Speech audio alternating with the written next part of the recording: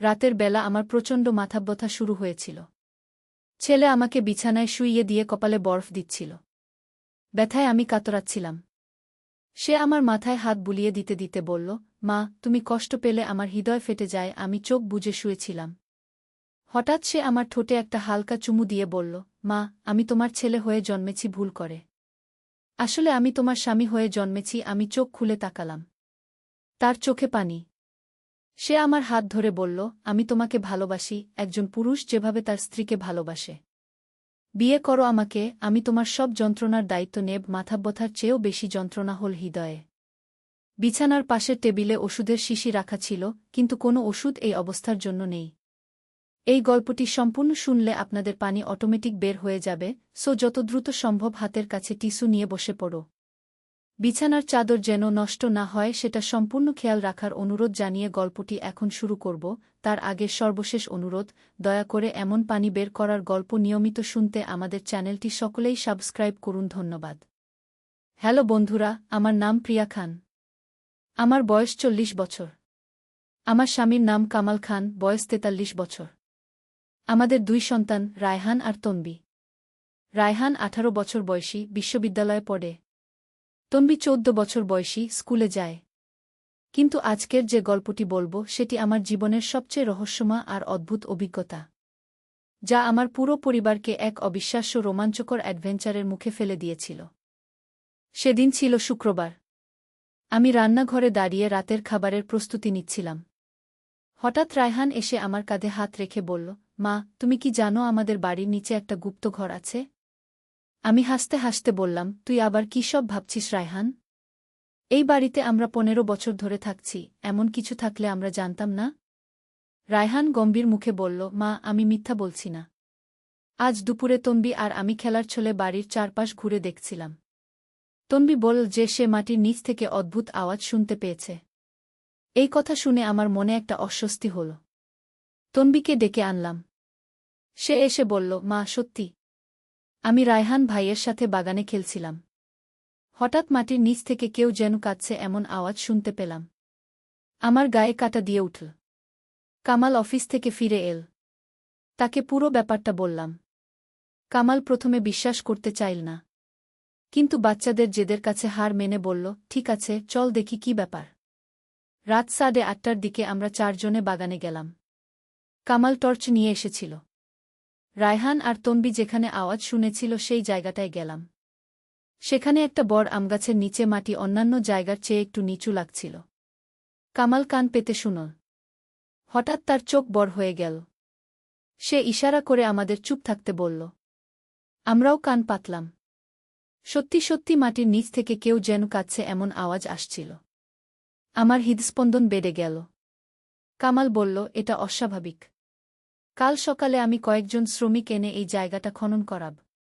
সেই রাতে আমাদের কারো ঘুম হল না। বারবার মনে হচ্ছিল কেউ যেন আমাদের ডাকছে। রায়হান রাত 2টার দিকে আমার ঘরে এসে বলল, মা, আমার খুব ভয় করছে। মনে হচ্ছে যেন কেউ আমাদের ঘরের চারপাশে ঘুরে বেড়াচ্ছে।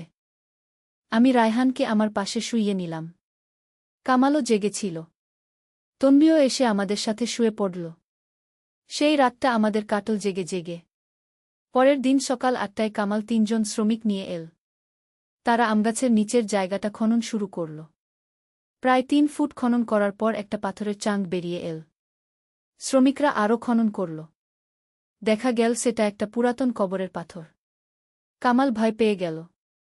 বলল, এই বাড়ি কেনার সময় কেউ আমাদের বলেনি যে এখানে কবর আছে। শ্রমিকরাও ভয় পেয়ে কাজ বন্ধ করে দিল।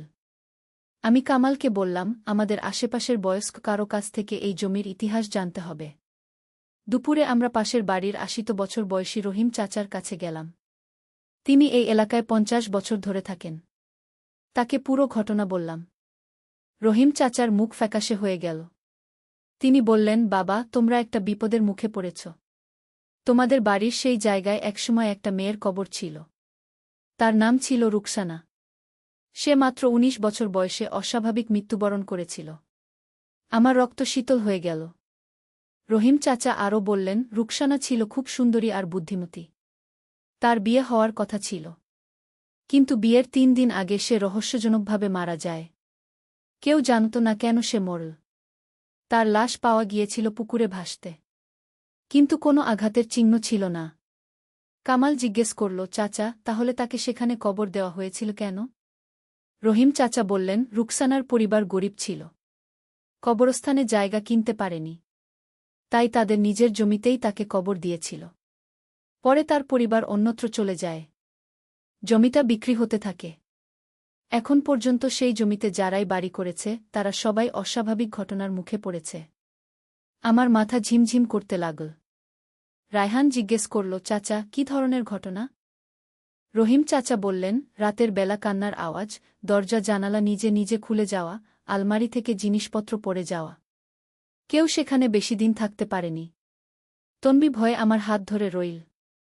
আমি জিজ্ঞেস করলাম, চাচা, এখন আমাদের কি করা উচিত? রহিম চাচা বললেন, তোমাদের একটা মৌলভী সাহেব ডেকে কুরআন পড়াতে হবে। আর রুকসানার আত্মার শান্তির জন্য দোয়া করতে হবে। তাহলে হয়তো সে শান্তি পেয়ে যাবে। আমরা বাড়ি ফিরে এলাম। সারাদিন মন খারাপ ছিল। সন্ধ্যায় কামাল একজন মৌলভী সাহেবকে নিয়ে এল। তিনি পুরো বাড়ি ঘুরে দেখলেন। কবরের জায়গায় গিয়ে কুরআন পড়লেন আর দোয়া করলেন। রাতের দিকে আমরা খাওয়া দাওয়া সেরে ঘুমাতে গেলাম। কিন্তু রাত 12টার দিকে হঠাৎ সারা বাড়ি কেঁপে উঠল। মনে হল ভূমিকম্প হচ্ছে। আমরা সবাই জেগে উঠলাম। কামাল বলল, এটা কোনো ভূমিকম্প নয়, অন্য কিছু। হঠাৎ রান্নাঘর থেকে প্লেট পড়ার আওয়াজ এল। আমরা সবাই একসাথে রান্নাঘরে গেলাম। দেখি সব প্লেট মেঝেতে ছড়িয়ে আছে। অথচ আলমারির তালা বন্ধ ছিল। রায়হান কাপা গলায় বলল, মা, কেউ একজন আমাদের বাড়িতে আছে। হঠাৎ আমার মনে হলো কেউ যেন আমার কানের কাছে ফিসফিস করে কিছু বলছে। আমি কান পাতলাম। একটা মেয়ের কণ্ঠ শুনতে পেলাম, আমি রুকসানা। আমি তোমাদের কোনো ক্ষতি করব না। কিন্তু আমার একটা কথা আছে। আমি ভয়ে কাঁপতে লাগলাম। কামাল আমার কাঁধ ধরে বলল, প্রিয়া, তুমি ঠিক আছো? আমি সবাইকে বললাম, আমি রুকসানার কণ্ঠ শুনতে পাচ্ছি। সে বলছে তার একটা কথা আছে। সেই রাতে আমরা সবাই বসার ঘরে একসাথে বসে রইলাম। আর কোনো অস্বাভাবিক ঘটনা ঘটেনি। কিন্তু আমি বারবার অনুভব করছিলাম কেউ যেন আমাদের দেখছে। পরের দিন সকালে আমি একা বাগানে গেলাম। কবরের জায়গায় দাঁড়িয়ে মনে মনে রুকসানাকে ডাকলাম, রুকসানা, তুমি কি বলতে চাও? হঠাৎ বাতাসে একটা কাগজ উড়ে এসে আমার পায়ের কাছে পড়ল। আমি কাগজটা তুলে দেখলাম। সেখানে একটা ম্যাপ আঁকা। ম্যাপে আমাদের বাড়ির পাশের পুরাতন কুয়ার ছবি আছে।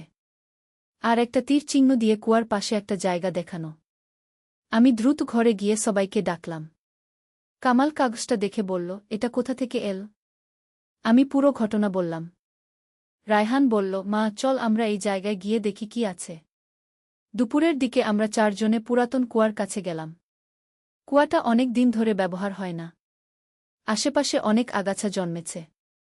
তীর চিহ্ন অনুযায়ী কুয়ার পূর্ব দিকে একটা বড় পাথর আছে। কামাল পাথরটা সরানোর চেষ্টা করল। কিন্তু খুবই ভারী। রায়হান সাহায্য করল। পাথরটা সরানোর পর নিচে একটা ছোট গর্ত দেখা গেল। গর্তের ভেতরে একটা পুরাতন কাপড়ে মোড়ানো কিছু একটা ছিল। কামাল সাবধানে সেটা বের করল। কাপড়টা খুলে দেখল ভেতরে একটা পুরাতন ডায়েরি আর কিছু গহনা আছে। ডায়েরিটা খুলে দেখি প্রথম পাতায় লেখা রুকসানার ব্যক্তিগত ডায়েরি। আমি সেটা পড়তে শুরু করলাম। ডায়েরিতে রুকসানা তার জীবনের শেষ কয়েক মাসের কথা লিখেছিল। সে লিখেছিল যে তার বিয়ে ঠিক করা হয়েছে মামুন নামের এক ছেলের সাথে। কিন্তু রুকসানা মামুনকে পছন্দ করত না। সে অন্য একজনকে ভালোবাসত। তার নাম ছিল করিম। ডায়েরিতে আরও লেখা ছিল যে বিয়ের আগে রুকসানা করিমের সাথে গোপনে দেখা করত। তারা পরিকল্পনা করেছিল বিয়ের দিন পালিয়ে যাবে। কিন্তু কেউ একজন তাদের পরিকল্পনা জেনে ফেলেছিল। শেষ এন্ট্রিতে রুকসানা লিখেছিল, আজ আমার বিয়ের 3 দিন বাকি। কিন্তু আমি খুব ভয় পাচ্ছি। মনে হচ্ছে কেউ আমার উপর নজর রাখছে। করিম বলেছে কালকে রাতে আমরা পালিয়ে যাব। কিন্তু আমার মনে হচ্ছে বিপদ আসছে। আমি পুরো ডায়েরিটা পড়লাম। বুঝতে পারলাম রুকসানাকে খুন করা হয়েছিল। কারণ সে তার প্রেমিকের সাথে পালিয়ে যেতে চেয়েছিল। সেই রাতে আমার স্বপ্নে রুকসানা এসেছিল। সে বলল, প্রিয়া আপু, আপনি সত্য জানতে পেরেছেন। আমি মামুনকে বিয়ে করতে চাইনি। আমি করিমকে ভালোবাসতাম। কিন্তু মামুন এটা জেনে ফেলেছিল। সে রাগে পাগল হয়ে আমাকে মেরে ফেলেছিল। আমি জিজ্ঞেস করলাম, তাহলে তোমাকে পুকুরে পাওয়া গিয়েছিল কেন? রুকসানা বলল, মামুন আমাকে খুন করার পর লাশ পুকুরে ফেলে দিয়েছিল যাতে সবাই মনে করে আমি আত্মহত্যা করেছি। কিন্তু সত্য হল সে আমাকে ছুরি দিয়ে মেরেছিল। আমি জিজ্ঞেস করলাম, তুমি এতদিন পর কেন আমাদের কাছে এসেছ? রুকসানা বলল, আমি ন্যায়বিচার চাই। মামুন এখনও বেঁচে আছে। সে এখন এই শহরেরই একটা ব্যবসায়ী। আমার খুনের জন্য তার বিচার হোক।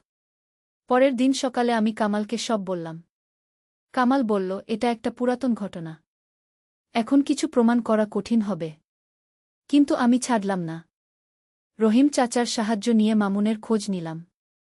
জানতে পারলাম সে এখনও এই শহরেই আছে। একটা কাপড়ের দোকান চালায়। আমি রায়হান আর তনবিকে নিয়ে মামুনের দোকানে গেলাম। মামুন এখন 60 বছর বয়সী। তাকে রুকসানার কথা জিজ্ঞেস করলাম। প্রথমে সে কিছু বুঝতে পারল না। তারপর যখন আমি ডায়েরির কথা বললাম, তার মুখ ফ্যাকাশে হয়ে গেল। মামুন কাপা গলায় বলল, আপনারা কি চান? সেটা অনেক পুরাতন ঘটনা। আমি বললাম, আমরা সত্য জানতে চাই। রুকসানাকে কে খুন করেছিল? মামুনের চোখে পানি এসে গেল। সে বলল, হ্যাঁ, আমি করেছিলাম। কিন্তু সেটা ইচ্ছা করে নয়। আমি তাকে খুব ভালোবাসতাম। যখন জানতে পারলাম সে অন্য কারো সাথে পালিয়ে যাবে, আমি পাগল হয়ে গিয়েছিলাম। মামুন আরও বলল, সেদিন রাতে আমি রুকসানার সাথে দেখা করতে গিয়েছিলাম। তাকে বোঝানোর চেষ্টা করেছিলাম। কিন্তু সে শুনতে চাইল না। তখন আমার মাথা গরম হয়ে গেল। আমরা ঝগড়া করলাম। হঠাৎ সে পড়ে গিয়ে মাথায় আঘাত পেল। আমি ভয় পেয়ে গেলাম। তাকে পুকুরে ফেলে দিলাম। আমি বুঝতে পারলাম মামুন সত্য বলছে না।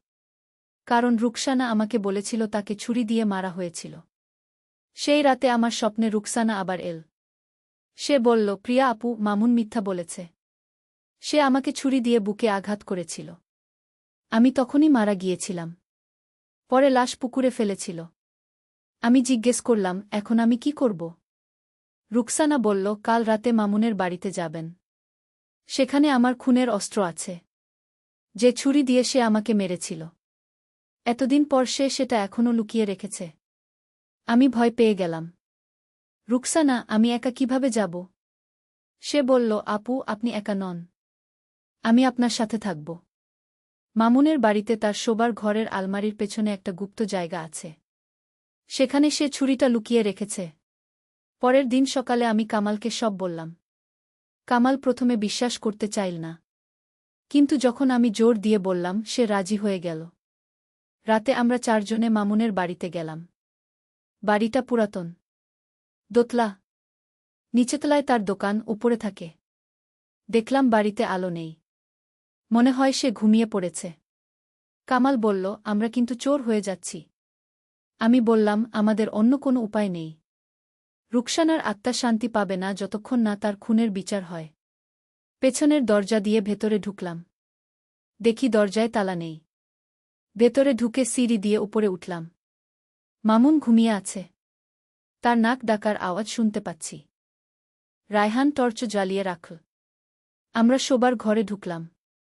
রুকসানা যেমন বলেছিল, আলমারির পেছনে একটা গুপ্ত জায়গা ছিল। কামাল সেখানে হাত দিয়ে খোঁজ করল। হঠাৎ একটা কাপড়ে মোড়ানো কিছু একটা হাতে এল। কামাল সেটা বের করল। কাপড় খুলে দেখি একটা পুরাতন ছুরি। ছুরির গায়ে এখনও বাদামি রঙের দাগ আছে। তন্বী ভয়ে আমার পেছনে লুকিয়ে রইল। রায়হান বলল, মা, এটাই নিশ্চয়ই সেই ছুরি। হঠাৎ পেছন থেকে একটা আওয়াজ এল, কে সেখানে? আমরা ঘুরে তাকালাম। মামুন উঠে এসেছে। তার হাতে একটা লাঠি। সে বলল, তোমরা আমার বাড়িতে চুরি করতে এসেছ? কামাল ছুরিটা দেখিয়ে বলল, এটা কি মামুন ভাই? মামুনের মুখ ফ্যাকাশে হয়ে গেল। সে কাঁপতে লাগল।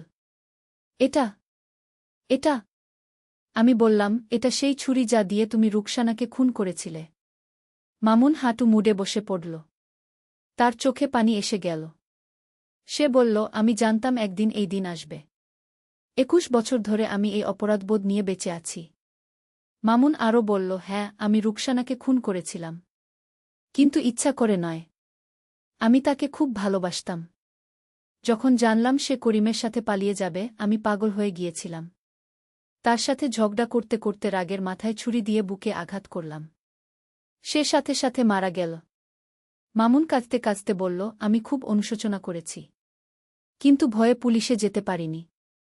ভেবেছিলাম সময়ের সাথে সব ভুলে যাব, কিন্তু রুকসানার স্মৃতি আমাকে একদিনের জন্যও শান্তি দেয়নি। আমি বললাম, এখন তুমি কি করবে? মামুন বলল, আমি পুলিশের কাছে সব স্বীকার করব। রুকসানার পরিবারের কাছে ক্ষমা চাইব। যে শাস্তি পাওয়ার সেটা মেনে নেব। পরের দিন সকালে মামুন নিজেই পুলিশ স্টেশনে গিয়ে সব স্বীকার করল। ছুরিটাও জমা দিল।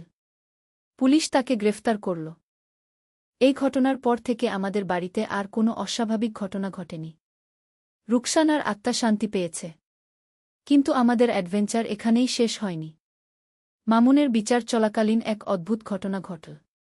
মামুনের উকিল আমাদের সাথে দেখা করতে এল। সে বল যে মামুনের কাছে আরও একটা রহস্যের কথা জানা গেছে। উকিল সাহেব বললেন, মামুন বলেছে রুকসানাকে খুন করার পর সে একটা গুপ্তধনের খোঁজ পেয়েছিল। রুকসানার পরিবার জানত না, কিন্তু তাদের বাড়ির কোথাও একটা বড় ধনভাণ্ডার লুকানো ছিল। আমার কৌতূহল বেড়ে গেল। জিজ্ঞেস করলাম, কিন্তু রুকসানার পরিবার তো গরিব ছিল। উকিল সাহেব বললেন, হ্যাঁ, কিন্তু রুকসানার দাদা ছিলেন একজন বিখ্যাত স্বর্ণকার। তার কাছে অনেক সোনাদানা ছিল। মৃত্যুর আগে তিনি সেগুলো কোথাও লুকিয়ে রেখেছিলেন, কিন্তু কাউকে বলে যেতে পারেননি। আমি জিজ্ঞেস করলাম, মামুন কিভাবে এটা জানল? উকিল সাহেব বললেন, রুকসানাকে খুন করার পর সে তার বাড়িতে খোঁজাখুঁজি করেছিল। সেখানে একটা পুরাতন চিঠি পেয়েছিল। চিঠিতে ধনভাণ্ডারের কথা লেখা ছিল। কামাল জিজ্ঞেস করল, চিঠিটা এখন কোথায়? উকিল সাহেব বললেন, মামুন বলেছে সেটা তার বাড়িতে লুকিয়ে রেখেছে। আপনারা চাইলে দেখতে পারেন। আমরা আবার মামুনের বাড়িতে গেলাম। এবার পুলিশের সাথে। মামুন জেল থেকে এসে আমাদের চিঠিটা দিল। চিঠিতে লেখা ছিল, আমার প্রিয় নাতনি রুকসানা, আমার মৃত্যুর পর তুমি আমাদের পুরাতন বাড়ির পূর্ব দিকের কোনায় একটা আমগাছের নিচে দেখবে। সেখানে মাটির 3 হাত নিচে একটা মাটির হাড়ি পুঁতে রেখেছি। তাতে আমার সারা জীবনের সঞ্চিত সোনাদানা আছে। এগুলো তোমার আর তোমার পরিবারের জন্য। আমি অবাক হয়ে গেলাম। এটা তো আমাদের বাড়ির সেই আমগাছ যার নিচে আমরা রুকসানার কবর পেয়েছিলাম। পরের দিন আমরা পুলিশের সাথে সেই জায়গাটা খনন করলাম। কবরের পাশেই 3 ফুট নিচে একটা বড় মাটির হাড়ি পাওয়া গেল। হাড়ির ভেতরে অনেক সোনার গহনা, মুদ্রা আর হীরের গহনা ছিল। পুলিশ অফিসার বললেন, এই ধনভাণ্ডারের বৈধ মালিক রুকসানার পরিবার। কিন্তু তারা কেউ জীবিত নেই। তাই এটা সরকারি সম্পত্তি হবে। কিন্তু সেই রাতে আমার স্বপ্নে রুকসানা এসে বলল, প্রিয়া আপু, আমার দাদার এই সম্পত্তি আপনারাই রাখুন। আপনারা আমার ন্যায়বিচার করে দিয়েছেন। এটাই আমার দাদার ইচ্ছা হতো। আমি বললাম, কিন্তু রুকসানা, এটা তো তোমার পরিবারের সম্পত্তি। রুকসানা বলল, আপু, আমার পরিবারে কেউ নেই। আর আমিও নেই। এই সম্পত্তি দিয়ে আপনারা গরিব মানুষদের সাহায্য করুন। মসজিদ মাদ্রাসা করুন। আমার আত্মার মাগফিরাত হবে। পরের দিন আমি আইনজীবীর সাথে কথা বললাম। তিনি বললেন, যেহেতু রুকসানার কোনো জীবিত আত্মীয় নেই, আর আমরাই এই সম্পত্তি খুঁজে পেয়েছি, তাই আমাদের এটার উপর অধিকার থাকতে পারে। দীর্ঘ আইনি প্রক্রিয়ার পর আদালত সিদ্ধান্ত দিল যে এই সম্পত্তি আমাদের। কিন্তু আমরা সিদ্ধান্ত নিলাম রুকসানার ইচ্ছা অনুযায়ী এই অর্থ দিয়ে সমাজসেবা করব। আমরা একটা এতিমখানা তৈরি করলাম। রুকসানার নামে একটা মসজিদও বানালাম। বাকি অর্থ দিয়ে গরিব মেধাবী ছাত্রছাত্রীদের বৃত্তি দেওয়া শুরু করলাম। এই ঘটনার পর থেকে আমাদের বাড়িতে একটা অদ্ভুত শান্তি নেমে এসেছে। মনে হয় রুকসানার আত্মা সত্যিই শান্তি পেয়েছে। কিন্তু আমাদের রোমাঞ্চকর অভিজ্ঞতা এখানেই শেষ হয়নি। ধনভাণ্ডার আবিষ্কারের কয়েক মাস পর আরও একটা অদ্ভুত ঘটনা ঘটল। একদিন সকালে আমি বাগানে ফুল তুলছিলাম। হঠাৎ দেখি রুকসানার কবরের উপর একটা সাদা কবুতর বসে আছে। কবুতরটার গলায় একটা ছোট কাগজ বাঁধা। আমি কাছে গেলে কবুতর উড়ে গেল না। আমি কাগজটা খুলে পড়লাম। সেখানে লেখা ছিল, প্রিয়া আপু, আমি এখন শান্তিতে আছি। আপনাদের ধন্যবাদ। কিন্তু আমার একটা শেষ অনুরোধ আছে। আমার প্রেমিক করিম এখনও বেঁচে আছে। সে এখন ঢাকায় থাকে। তাকে খুঁজে বের করুন। তাকে বলুন আমি তাকে ক্ষমা করে দিয়েছি। আমি অবাক হয়ে গেলাম। কবুতরটা কয়েক মিনিট বসে থেকে উড়ে গেল। কামালকে ঘটনাটা বললাম। সে বলল, প্রিয়া, এটা হয়তো কোনো কাকতালীয় ঘটনা। কিন্তু আমার মনে হচ্ছিল রুকসানা সত্যিই আমাকে কিছু বলতে চাইছে। আমি ঠিক করলাম করিমকে খুঁজে বের করব। ইন্টারনেটে খোঁজাখুঁজি করে জানতে পারলাম ঢাকার ধানমন্ডিতে করিম নামের একজন ব্যক্তি আছেন। তার বয়স ৩৫ থেকে ৪০-এর মধ্যে হবে। তিনি একটা কম্পিউটারের দোকান চালান। আমি রায়হানকে নিয়ে ঢাকায় গেলাম। করিম সাহেবের দোকানে গিয়ে তাকে রুকসানার কথা বললাম। প্রথমে তিনি কিছু বুঝতে পারলেন না। তারপর যখন আমি বিস্তারিত বললাম তার চোখ অশ্রুতে ভরে গেল। করিম সাহেব বললেন, আমি ২১ বছর ধরে রুকসানার জন্য অনুশোচনা করেছি। আমি ভেবেছিলাম আমার জন্যই সে মারা গেছে। যদি আমরা আগেই পালিয়ে যেতাম তাহলে হয়তো সে বেঁচে থাকত। আমি তাকে বললাম, রুকসানা আপনাকে ক্ষমা করে দিয়েছে। আপনি নিজেকে দোষী মনে করবেন না। করিম সাহেব কাঁদতে কাঁদতে বললেন, আমি কখনো বিয়ে করিনি। রুকসানার স্মৃতি নিয়েই বেঁচে আছি। আপনারা যা করেছেন, রুকসানার আত্মা শান্তি পেয়েছে জেনে আমারও শান্তি হয়েছে। করিম সাহেব আরও বললেন, আমি আমার সম্পত্তির একটা অংশ রুকসানার নামে দান করতে চাই। আপনারা যে এতিমখানা করেছেন সেখানে। আমরা ঢাকা থেকে ফিরে এলাম। করিম সাহেব তার কথা রাখলেন। তিনি একটা বড় অঙ্কের অর্থ দান করলেন। আমরা সেই অর্থ দিয়ে এতিমখানা আরও বড় করলাম। এই পুরো ঘটনার পর থেকে আমাদের পরিবারে একটা অন্যরকম পরিবর্তন এসেছে। আমরা আরও ধার্মিক হয়েছি। নিয়মিত নামাজ পড়ি। গরিব মানুষদের সাহায্য করি। রায়হান আর তনবিও এই ঘটনা থেকে অনেক কিছু শিখেছে। তারা এখন আরও দায়িত্বশীল হয়েছে। মাঝে মাঝে মনে হয় রুকসানা আমাদের ফেরেশতা হয়ে পাঠিয়েছিল। তার জন্যই আমরা এত ভালো কিছু করার সুযোগ পেয়েছি। আজও যখন বাগানে যাই, রুকসানার কবরের পাশে দাঁড়িয়ে তার জন্য দোয়া করি। মনে হয় সে সত্যিই শান্তিতে আছে। এই গল্পটা আমার জীবনের সবচেয়ে অদ্ভুত আর রোমাঞ্চকর অভিজ্ঞতা, যা আমাকে শিখিয়েছে যে মৃত্যুর পরও ন্যায় বিচার হতে পারে। আর ভালো কাজের মাধ্যমে আমরা আত্মার শান্তি এনে দিতে পারি। সত্যের সন্ধানে। প্রথম অধ্যায়, অন্ধকার থেকে আলোর দিকে।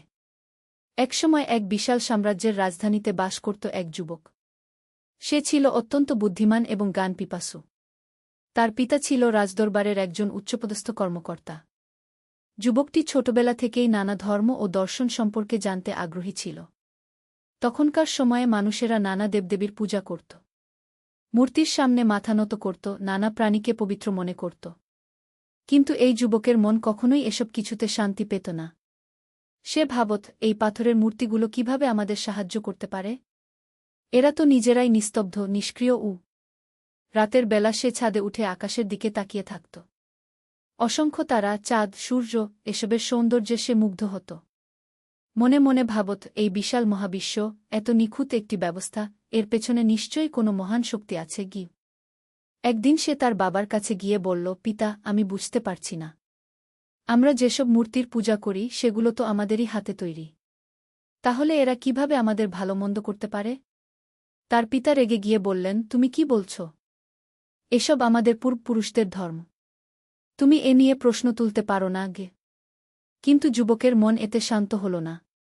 সে আরও গভীরভাবে চিন্তা করতে লাগল। সে দেখত যে মানুষেরা সূর্যকেও পূজা করে। তাই একদিন সূর্যোদয়ের সময় সে মনে মনে ভাবল, হয়তো এই সূর্যই আমার প্রভু। কিন্তু সন্ধ্যায় যখন সূর্য অস্ত গেল, তখন সে বুঝল, যিনি অস্ত যান তিনি কিভাবে সর্বশক্তিমান হতে পারেন। রাতে চাঁদ উঠলে সে আবার ভাবল, সূর্যের চেয়ে চাঁদই বড়। এ নিশ্চয়ই আমার প্রভু। কিন্তু ভোরে যখন চাঁদও অস্ত গেল, তখন সে আরও হতাশ হল। অবশেষে সে বুঝতে পারল, যিনি এই সূর্য, চাঁদ, তারা সবকিছু সৃষ্টি করেছেন এবং নিয়ন্ত্রণ করছেন, তিনিই হচ্ছেন একমাত্র উপাস্য। তিনি অদৃশ্য, কিন্তু তার সৃষ্টির মাধ্যমে তার অস্তিত্ব প্রমাণিত। দ্বিতীয় অধ্যায়, জ্ঞানের অন্বেষণ। এই উপলব্ধির পর যুবকটি আরও বেশি করে জ্ঞান অর্জনে মনোনিবেশ করল। সে শুনেছিল যে দূর মরুভূমির এক গোত্রে একজন মহান নবী এসেছেন। তিনি মানুষদের একত্ববাদের দিকে আহ্বান করছেন। যুবকটি তার কিছু বন্ধুর সাথে সেই মরুভূমির দিকে যাত্রা শুরু করল। দীর্ঘ পথ, কষ্টকর যাত্রা। কিন্তু সত্যের সন্ধানে তার মন ছিল দৃঢ়। পথিমধ্যে তারা একটি মরুদ্যানে থামল। সেখানে এক বৃদ্ধ ব্যবসায়ীর সাথে দেখা হল। বৃদ্ধ ব্যক্তিটি ছিল অত্যন্ত জ্ঞানী এবং ধার্মিক। যুবকটি তাকে তার দ্বিধাদ্বন্দ্বের কথা বলল। বৃদ্ধ ব্যক্তি হাসি মুখে বললেন, বৎস, তুমি সত্যিকারের জ্ঞানের সন্ধান করছ। এটা খুবই ভালো। জেনে রাখো, আল্লাহ তাআলা একজনই। তিনি সবকিছুর স্রষ্টা এবং নিয়ন্ত্রক। তার কোনো অংশীদার নেই, কোনো সন্তান নেই, তিনি কারো সন্তানও নন। কিন্তু আমরা তাকে কিভাবে চিনব? যুবক জিজ্ঞেস করল। বৃদ্ধ ব্যক্তি আকাশের দিকে হাত তুলে বললেন, দেখো এই আকাশ, এই পৃথিবী। দেখো কত নিখুঁত ব্যবস্থাপনা। সূর্য তার নির্দিষ্ট পথে চলছে, চাঁদ তার কক্ষপথে ঘুরছে। পৃথিবীতে দিনরাত হচ্ছে, ঋতু পরিবর্তন হচ্ছে। গাছপালা বেড়ে উঠছে, মানুষ ও পশুপাখির জন্য খাদ্যের ব্যবস্থা হচ্ছে। এই সব কিছুর পেছনে একজন মহাজ্ঞানী, মহাশক্তিমান স্রষ্টা আছেন। তিনি আল্লাহ গো। তার সাথে যোগাযোগ কিভাবে করব? যুবক আবার প্রশ্ন করল। নামাজের মাধ্যমে, দোয়ার মাধ্যমে, কোরআন তিলাওয়াতের মাধ্যমে। তিনি সর্বশ্রোতা, সর্বদ্রষ্টা। তিনি তোমার হৃদয়ের গোপন কথাও জানেন গো।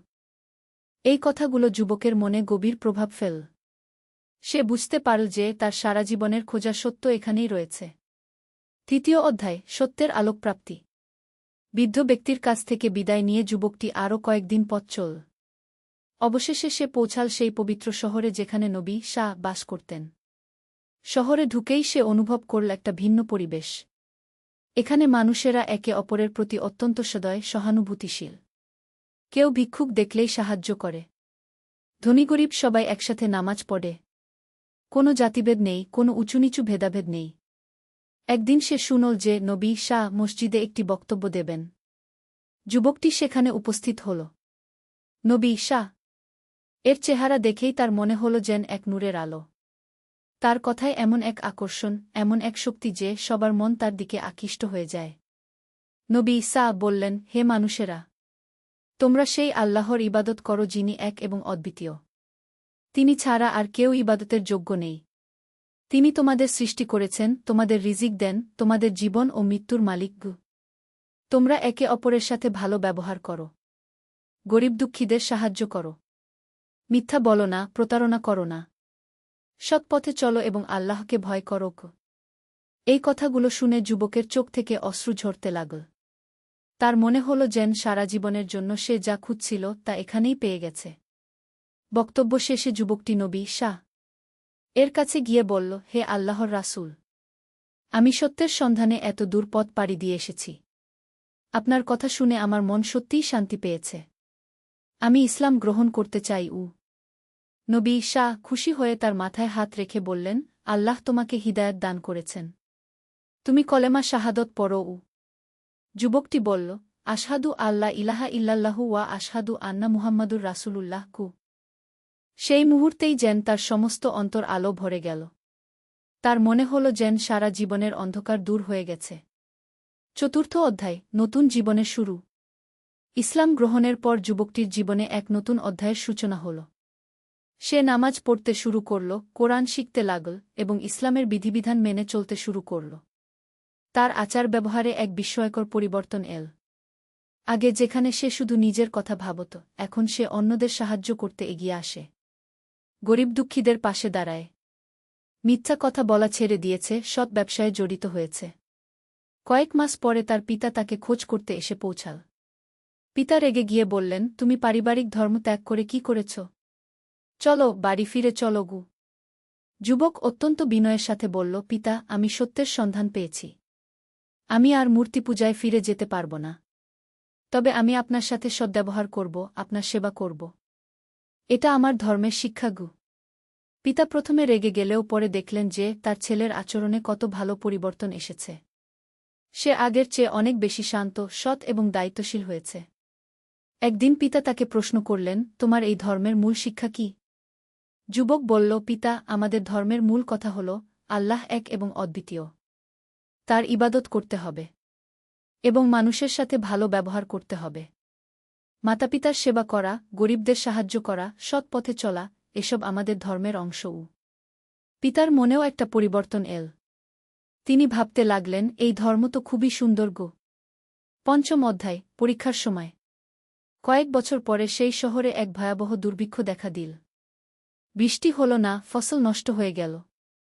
মানুষের মধ্যে খাদ্যের তীব্র সংকট দেখা দিল। এই সময়ে মুসলমানদের প্রকৃত চরিত্র পরীক্ষা হল। যুবকটি দেখল যে যারা ইসলাম গ্রহণ করেছে তারা নিজেদের খাবার ভাগাভাগি করে খাচ্ছে। কেউ একা একা বেশি খাবার রেখে দিচ্ছে না। এক ধনী মুসলমান তার সমস্ত সম্পত্তি বিক্রি করে গরিবদের মধ্যে বিতরণ করে দিল। যুবকটিও তার যা কিছু ছিল তা গরিব মানুষদের মধ্যে ভাগ করে দিল। একদিন সে দেখল যে একটি অনাথ বাচ্চা রাস্তায় ক্ষুধায় কাঁদছে। তার কাছে শুধু একটুকু রুটি ছিল, যা ছিল তার সেদিনের খাবার। কিন্তু সে সেই রুটিটুকুও সেই বাচ্চাকে দিয়ে দিল। সেই রাতে সে না খেয়ে থেকে আল্লাহর কাছে দোয়া করল, হে আল্লাহ, আপনি আমাদের এই বিপদ থেকে উদ্ধার করুন। আমরা আপনার উপর ভরসা রাখছি। পরদিন সকালে খবর এল যে দূর থেকে একটি বাণিজ্যিক কাফেলা খাদ্যশস্য নিয়ে আসছে। কয়েকদিন পরেই দুর্ভিক্ষের সমাধান হয়ে গেল। এই ঘটনার পর যুবকটি আরও গভীরভাবে বুঝতে পারল যে আল্লাহর উপর তাওয়াক্কুল, ভরসা রাখতে হবে এবং অন্যদের সাহায্য করতে হবে। ষষ্ঠ অধ্যায়, জ্ঞান প্রচারের দায়িত্ব। কয়েক বছর পর যুবকটি একজন পরিণত জ্ঞানী ব্যক্তি হয়ে উঠল। সে কোরআন ও হাদিস গভীরভাবে অধ্যয়ন করল। নবী শাহ এর কাছ থেকে সরাসরি অনেক কিছু শিখল। একদিন নবী শাহ তাকে ডেকে বললেন, তুমি এখন অন্যদেরকে ইসলামের দাওয়াত দিতে পারো। তোমার নিজের এলাকায় গিয়ে মানুষদের সত্যের পথে আহ্বান করো।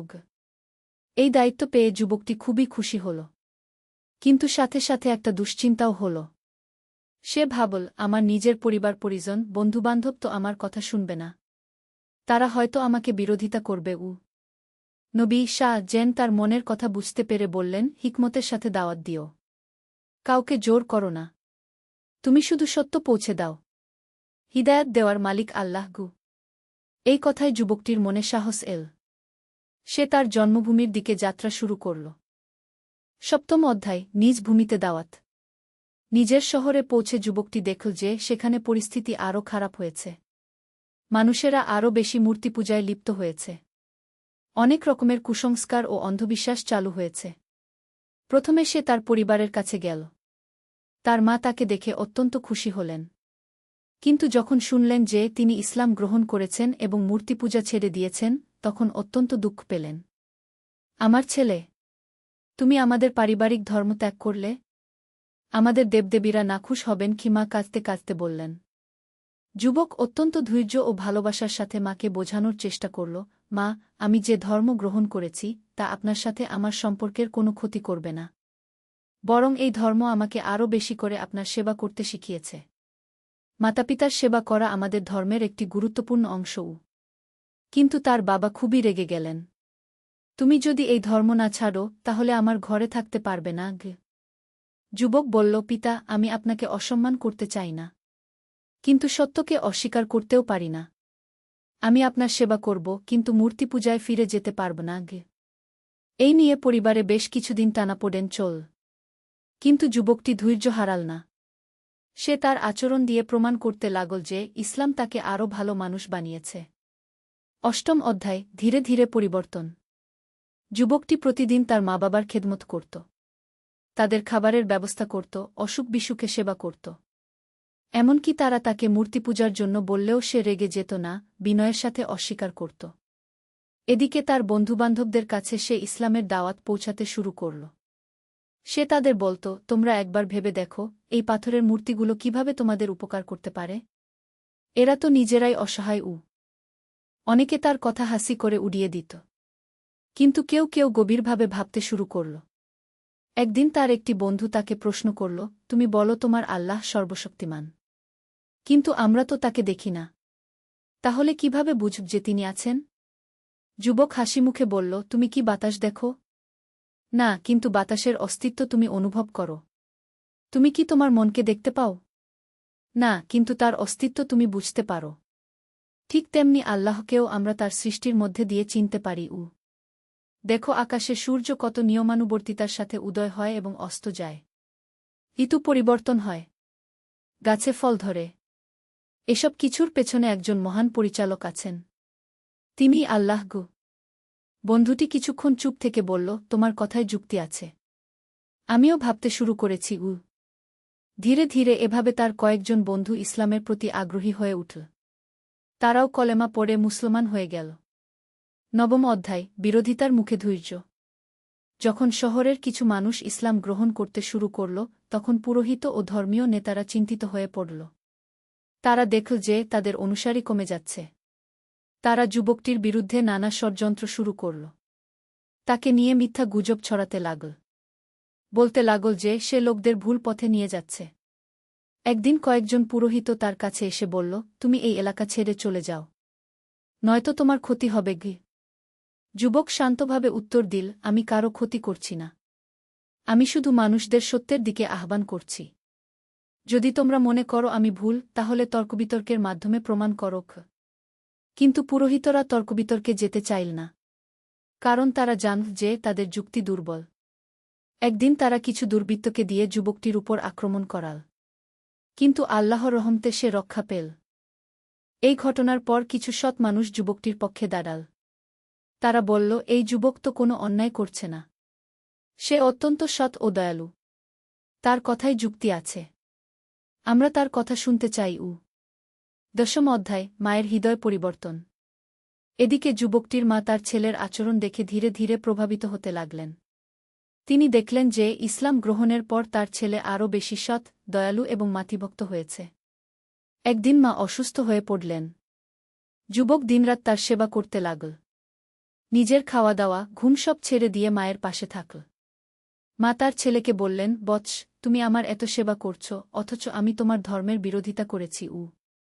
যুবক বলল, মা, আপনার সেবা করা আমার ধর্মের শিক্ষা। আল্লাহ বলেছেন মাতাপিতার সাথে সদ্ব্যবহার করতে। আপনি যে ধর্মেরই হন না কেন, আপনি আমার মা। আপনার সেবা করা আমার কর্তব্য। মায়ের চোখে পানি এসে গেল। তিনি বুঝতে পারলেন যে তার ছেলের ধর্ম সত্যিই সুন্দর। কয়েকদিন পরে মা সুস্থ হয়ে উঠলেন। একদিন তিনি তার ছেলেকে বললেন, বৎস, তোমার ধর্ম সম্পর্কে আমাকে আরও বলো, আমি জানতে চাই। যুবক খুবই খুশি হয়ে মাকে ইসলামের মূল বিষয়গুলো বোঝাতে লাগল। আল্লাহর একত্বের কথা, নামাজের গুরুত্ব, দানস্তকার ফজিলত, পরকালের জীবনের কথা। মা মনোযোগ দিয়ে সব শুনলেন। কয়েকদিন গভীর চিন্তাভাবনার পর তিনি বললেন, বৎস, আমিও তোমার ধর্ম গ্রহণ করতে চাই। সেই দিন মা কলেমা পড়ে ইসলাম গ্রহণ করলেন। যুবক আনন্দে কেঁদে ফেল। তার মনে হল যেন আকাশ থেকে খুশির বৃষ্টি নামছে। 11ম অধ্যায়, সমাজে পরিবর্তনের সূচনা।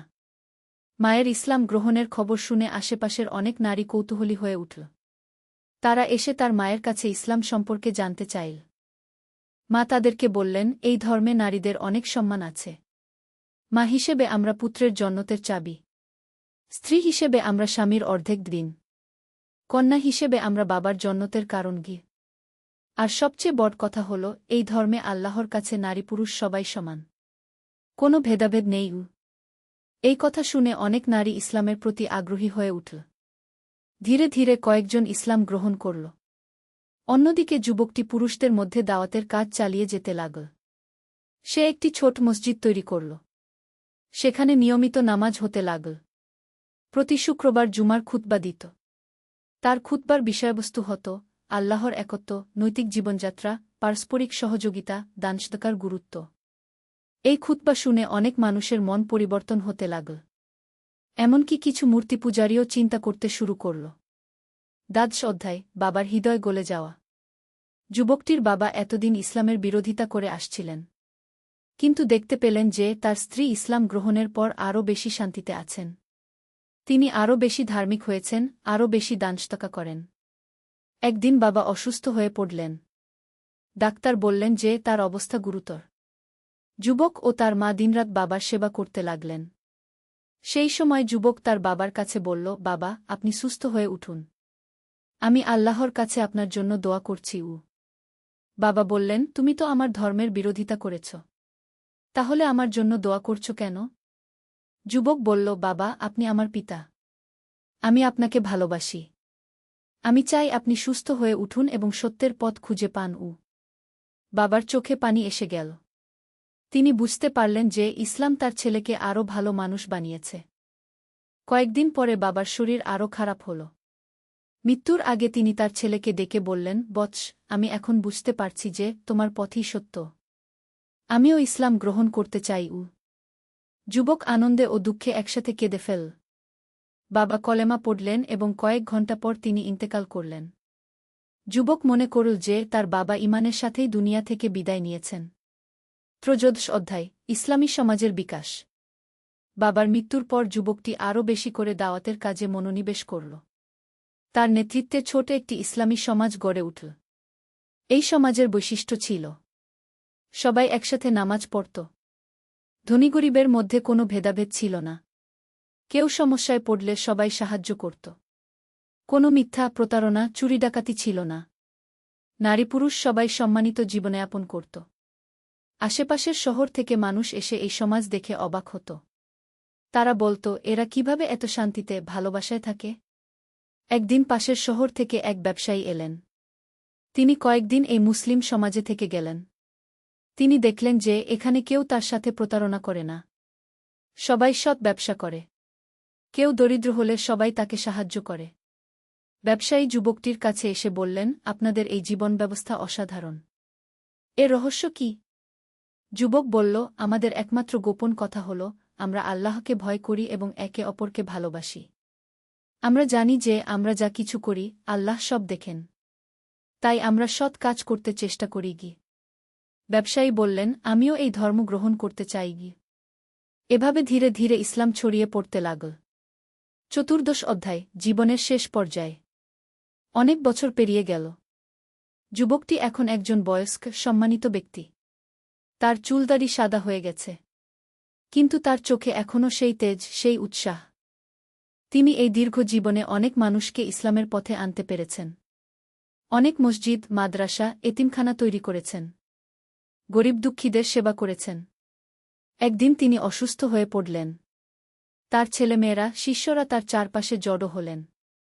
মৃত্যুর আগে তিনি তাদেরকে বললেন, আমার প্রিয় সন্তানেরা, আমি আমার জীবনে যা পেয়েছি তা আল্লাহর অনুগ্রহেই পেয়েছি। আমি কিছুই ছিলাম না, সত্যের সন্ধানী একজন তরুণ ছিলাম মাত্র। আল্লাহ আমাকে হিদায়াত দান করেছেন। তোমরাও সত্যের পথে চলো। আল্লাহকে ভয় করো। মানুষের সেবা করো। ইসলামের সুন্দর শিক্ষাগুলো অন্যদের কাছে পৌঁছে দাও। মনে রেখো, দুনিয়ার জীবন ক্ষণস্থায়ী। আসল জীবন পরকালে। সেই জীবনের জন্য প্রস্তুতি নাও। এই কথা বলে তিনি চোখ বন্ধ করলেন এবং খিলা ইলাহা ইল্লাল্লাহকে পড়তে পড়তে ইন্তেকাল করলেন। উপসংহার, অনন্ত প্রভাব। তার মৃত্যুর পর পুরো শহরের মানুষ তার জানাজায় অংশগ্রহণ করল। হিন্দু, বৌদ্ধ, খ্রিস্টান সবাই এসেছিল। কারণ তিনি সবার কাছেই ছিলেন একজন সৎ, দয়ালু মানুষ। তার মৃত্যুর পরও তার রেখে যাওয়া আদর্শ, শিক্ষা প্রতিষ্ঠান, দাতব্য সংস্থাগুলো কাজ করতে থাকল। তার শিষ্যরা তার কাজ এগিয়ে নিয়ে গেল। বছরের পর বছর ধরে মানুষেরা তার কথা স্মরণ করল। কিভাবে একজন সত্যসন্ধানী তরুণ ইসলাম গ্রহণ করে গোটা সমাজকে পরিবর্তন করে দিয়েছিল। তার জীবনী থেকে মানুষেরা শিক্ষা নিত। সত্যের সন্ধান করতে হবে, যতই কষ্ট হোক। পরিবার পরিজনের বিরোধিতা সত্ত্বেও সত্যকে আঁকড়ে ধরতে হবে। ইসলাম গ্রহণের পর জীবনযাত্রায় পরিবর্তন আনতে হবে। অন্যদের কাছে ইসলামের দাওয়াত পৌঁছাতে হবে। সব ধরনের মানুষের সাথে ভালো ব্যবহার করতে হবে। শিক্ষা ও উপদেশ। এই গল্প থেকে আমরা যে শিক্ষাগুলো পাই: ১. সত্যসন্ধান, জীবনের প্রকৃত উদ্দেশ্য খোঁজা প্রতিটি মানুষের দায়িত্ব। যুবকটি মূর্তি পূজায় সন্তুষ্ট না হয়ে আসল স্রষ্টার সন্ধান করেছিল। ২. ধৈর্য ও অধ্যবসায়, সত্যের পথে চলতে হলে অনেক বাধাবিপত্তির সম্মুখীন হতে হয়। কিন্তু ধৈর্য রেখে এগিয়ে যেতে হয়। ৩. পারিবারিক সম্পর্ক, ইসলাম গ্রহণের পর পরিবারের সাথে সম্পর্ক ছিন্ন করা নয়, বরং আরও ভালো আচরণ করতে হয়। ৪. দাওয়াতের গুরুত্ব, নিজে সত্য পথ পেয়ে বসে থাকলে চলবে না। অন্যদেরকেও সেই পথে আনার চেষ্টা করতে হবে। ৫. সামাজিক দায়বদ্ধতা, একজন মুসলিমের উচিত সমাজের কল্যাণে কাজ করা, গরিব দুঃখীদের সেবা করা। ৬. আল্লাহর উপর ভরসা, জীবনের সব বিষয়ে আল্লাহর উপর ভরসা রাখতে হবে। তিনিই সব সমস্যার সমাধান দিতে পারেন। ৭. আখিরাতের প্রস্তুতি, দুনিয়ার জীবন ক্ষণস্থায়ী। আসল জীবন পরকালে। তাই সেই জীবনের জন্য প্রস্তুতি নিতে হবে। এই গল্পটি আমাদের মনে করিয়ে দেয় যে ইসলাম শুধু একটা ধর্ম নয়, এটা একটা পূর্ণাঙ্গ জীবন ব্যবস্থা, যা মানুষের ব্যক্তিগত ও সামাজিক জীবনকে সুন্দর করে তোলে। আল্লাহ আমাদের সবাইকে হিদায়াত দান করুন এবং সিরাতুল মুস্তাকিমে চলার তৌফিক দান করুন। আমিন।